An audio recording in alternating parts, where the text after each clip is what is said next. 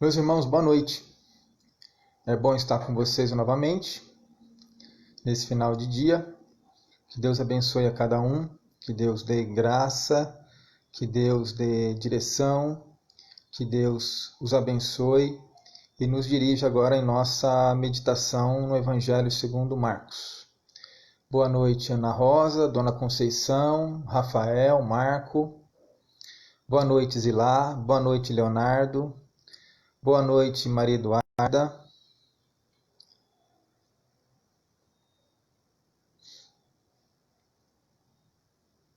Boa noite, Dona Zilda.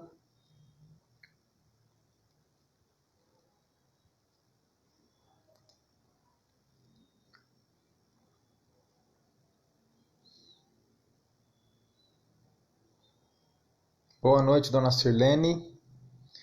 Irmão Daílson, boa noite. Alessandra, boa noite.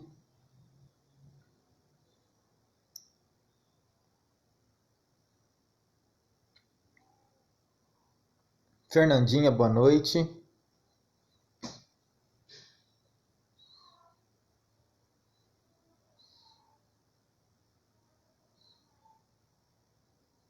Seu Cláudio, boa noite também.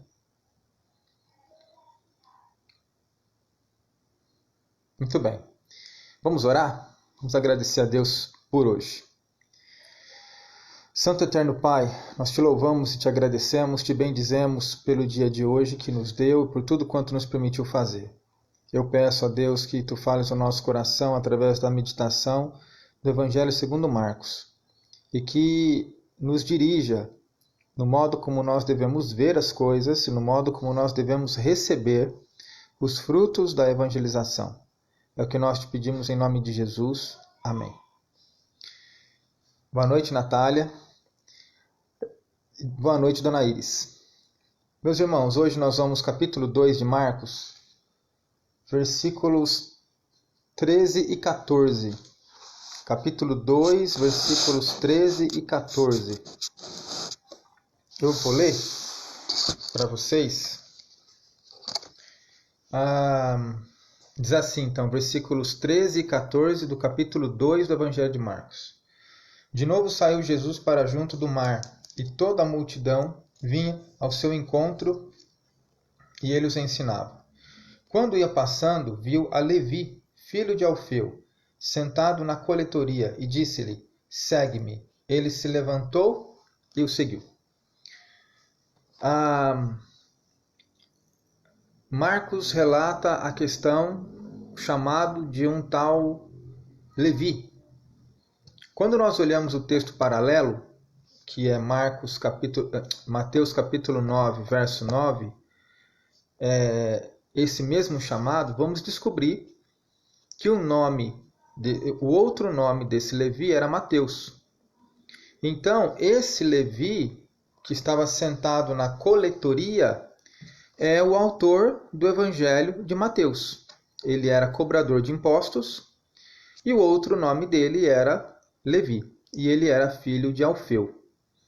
Então já temos aqui uma situação. Quando a gente fala que Mateus é apóstolo, de fato, Mateus é apóstolo, mas ele era... Como é que a Bíblia identifica esse Mateus?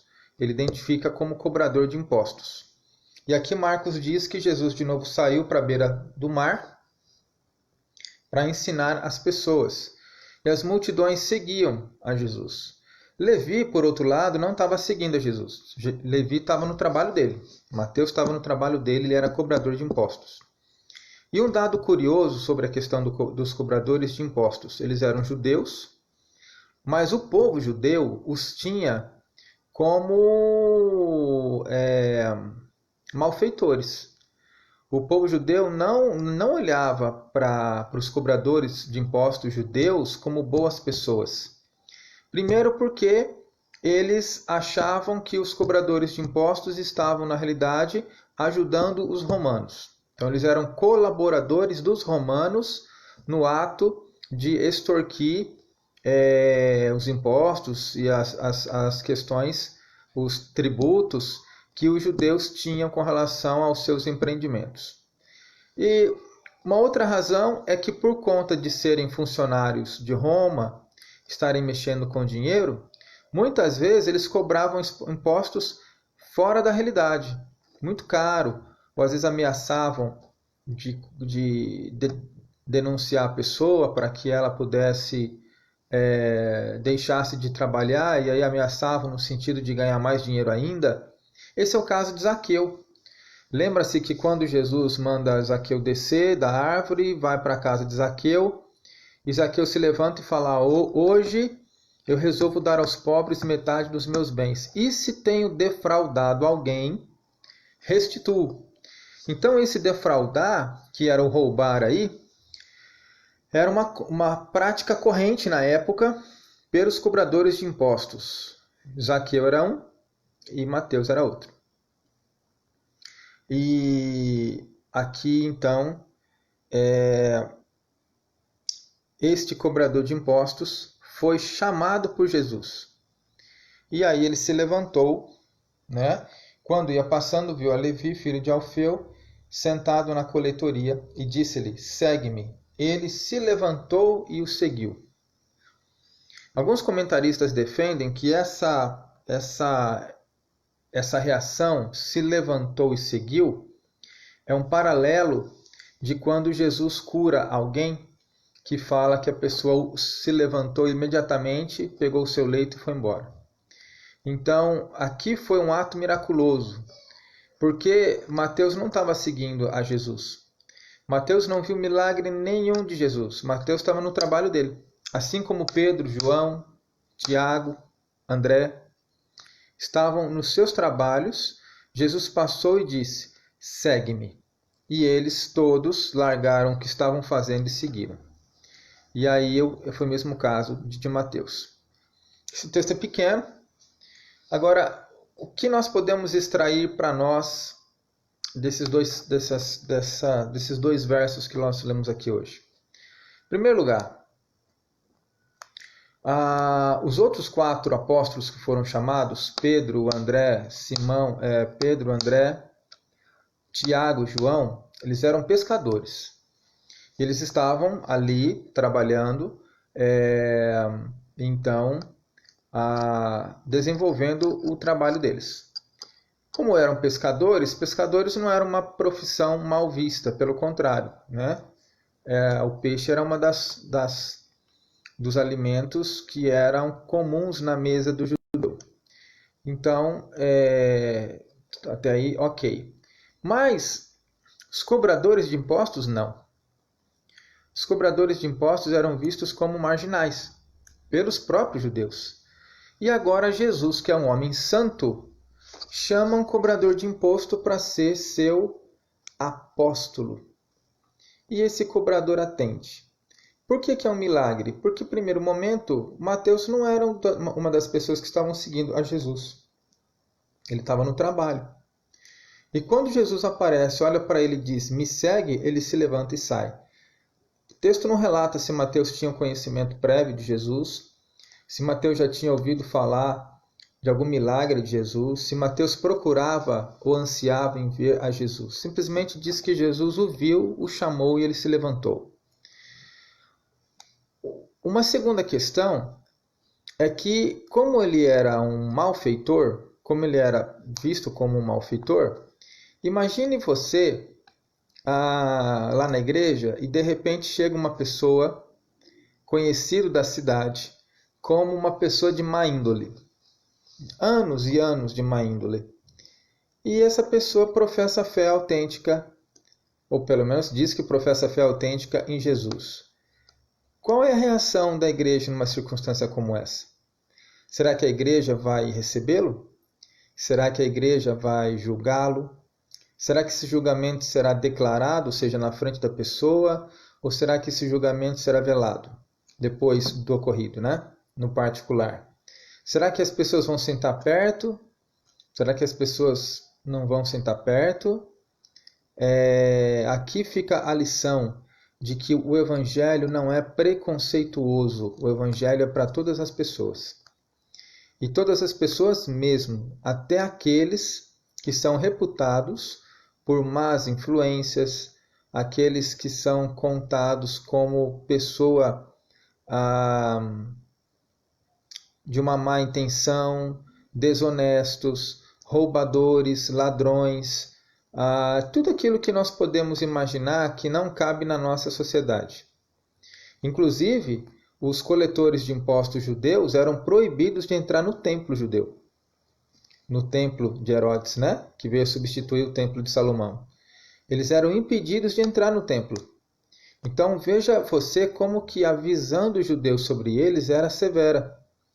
Mas, no entanto, Jesus chamou uma pessoa desse tipo, para ser seu apóstolo.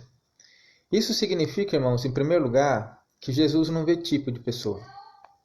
O Evangelho é para todas as pessoas. E aqueles que vão herdar a salvação são justamente aqueles que conseguem ter uma visão correta de si mesmo. Aquelas pessoas que entendem que são já boazinhas, certinhas, que nunca matou, nunca roubou, nunca fez nada errado, que são consideradas boas, essas pessoas já têm a própria autojustiça gordinha, alimentada, declarada. Então é muito difícil de compreender que precisa de Deus, precisa de Jesus na sua vida. Por outro lado, aqueles que têm uma vida ou tiveram uma vida de erro, ou pelo menos que tem a visão correta sobre si mesmo, que não é perfeito, que precisa de Deus, que precisa da graça de Deus, que precisa da glória de Deus, que precisa do amor de Deus, que precisa da retidão de Deus, são para esses que Jesus veio. São para esses que Jesus estende a sua salvação e resgata do inferno. Jesus mesmo ilustrou isso com a visão do doente e do são. Jesus disse que não veio para quem era são, ele veio para os enfermos. E aqueles que são enfermos esperam por ele. O versículo 15, que nós não vamos entrar hoje, mas eu quero dar só uma visão. O versículo 15 é um complemento dos versículos 13 e 14. Que ele diz: achando-se Jesus à mesa na casa de Levi. Olha lá. Estavam juntamente com eles e com seus discípulos muitos publicanos e pecadores, porque estes eram em grande número e também o seguiam.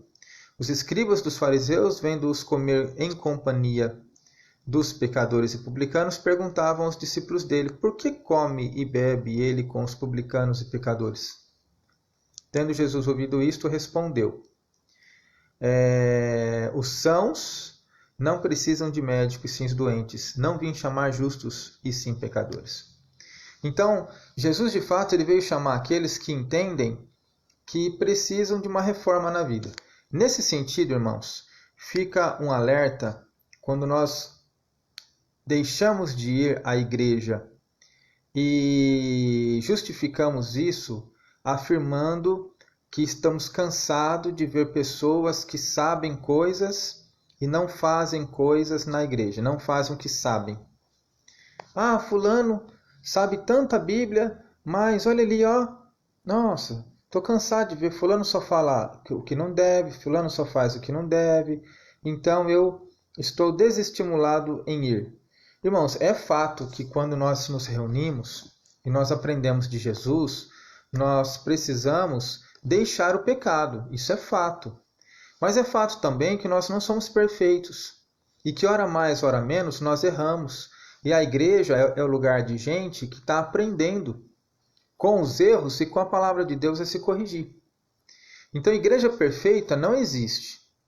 É como eu conheci uma história um dia que uma senhora foi falar com o reverendo Roberto e dizendo para ela que ela estava cansada, dizendo para ele que ela estava cansada da igreja que ela estava indo, que o pessoal era demais. E pediu para ele, como era uma pessoa que conhecia muita gente, o endereço na cidade dela de uma igreja. Será que existia uma igreja boa? Ele falou assim, eu conheço uma igreja boa, mas não é na sua cidade. Não. Onde que é? Não, eu posso lhe dizer o endereço depois, mas primeiro a irmã quer ir para lá? A pessoa falou, quer. Aí ele disse assim, então eu vou orar pela sua vida, tá bom? Para que você vá para lá. Aí pediu para a pessoa ficar de joelho, botou a mão na cabeça dela e falou assim, Senhor, essa irmã quer ir para a igreja que é boa, que é perfeita. Então, eu te peço, bota um câncer terminal na vida dela. Bota ali uma doença. A mulher parou, olhou para ele assim. Não, peraí, eu não quero isso. Não, a irmã está querendo ir para a igreja perfeita. A igreja perfeita só existe no céu. Aqui na terra não tem igreja perfeita. Então, se a irmã está querendo ir para a igreja perfeita, precisa morrer. E é isso mesmo, irmãos. Aqui, enquanto nós estamos aqui, não existe igreja perfeita. Pelo contrário, nós nos surpreendemos muito. Porque às vezes a gente acha assim que quem já está há um tempão deveria já produzir frutos maiores do que já produziu. E às vezes a gente espanta achando que aqueles que não participam muito, talvez tenham uma vida mais errada em determinados aspectos, produzem frutos. Então, nós devemos abrir os olhos para entender que igreja é lugar de gente enferma. Igreja é lugar de gente enferma. Igreja é lugar de pessoas que entendem que precisam de Jesus em suas vidas, que precisam de restauração, que precisam de reforma, que precisam mudar de postura, que precisam mudar de mudar de comportamento. Então, a igreja é o lugar que essas pessoas devem ir para se encontrar com Deus, para expor diante de Deus as suas vidas e para buscar restauração. Foi o caso de Mateus, não é? Que era um publicano. Eu fico imaginando se nós morássemos na época de Davi, quando Davi adulterou com Batseba e mandou matar o marido dela. E aí ele ficou 9 meses ocultando o pecado. 9 meses ocultando que dormiu com ela e mandou matar o marido dela. E ele estava no culto. E eu fico imaginando quem sabia falar, né? A cidade falar e vendo Davi no culto, isso, aquilo, o julgamento. E Davi confessou o seu pecado, se arrependeu, Deus deu as consequências para ele, mas ele confessou o seu pecado, ele se arrependeu. E até hoje ele é chamado um homem segundo o coração de Deus. Então nós devemos parar e pensar que Deus chama para si os pecadores.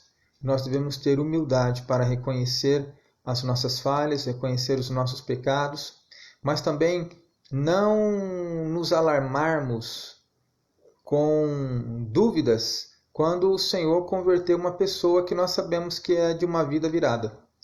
Pelo contrário, nós devemos nos alegrar. Assim como os anjos se alegram por um pecador que se converte, assim deve ser a alegria da igreja e abençoar essa pessoa para a honra e glória de Deus. Ok? Então nós vamos encerrar aqui. Lembre-se que hoje é quinta-feira, então às 8 horas eu solto o vídeo do Apocalipse, do estudo bíblico de Apocalipse, para que a igreja possa continuar seguindo, ok?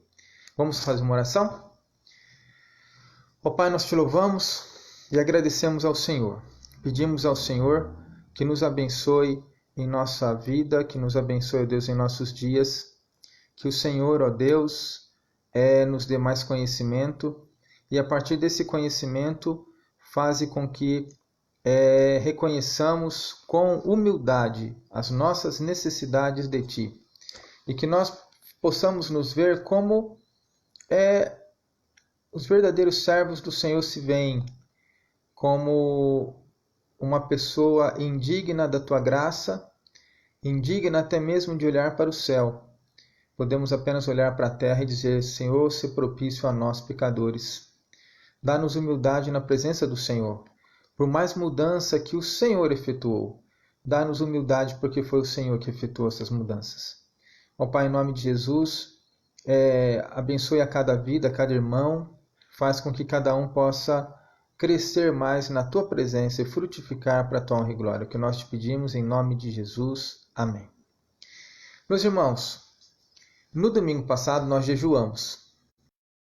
O reverendo Roberto Brasileiro, presidente de nossa igreja, quando ele fez o convite ou a convocação para o jejum, ele convocou para 2 domingos, domingo passado e esse domingo próximo agora. Então, eu estou novamente convocando os irmãos, aqueles que puderem, a novamente jejuarem e orarem neste próximo domingo, para que Deus abençoe o nosso país, para que o Senhor faça os seus milagres em nossas vidas, em nossa história, e mande para longe essa enfermidade que tem nos envolvido e mudado tanto a nossa história. Ok? Então, de hoje em diante, até sábado, eu vou ficar falando. É o mesmo esquema. Vamos começar às 8 horas. E quem puder, segue depois do meio-dia. Quem não puder, encerra meio-dia. Ok? Então, é isso. Espero que todos tenham uma boa noite de descanso. Não vou falar um bom feriado, porque a maioria está dentro de casa. Mas tenham uma boa noite de descanso. E até amanhã cedo, tá bom? Um abraço, viu? Boa noite a vocês.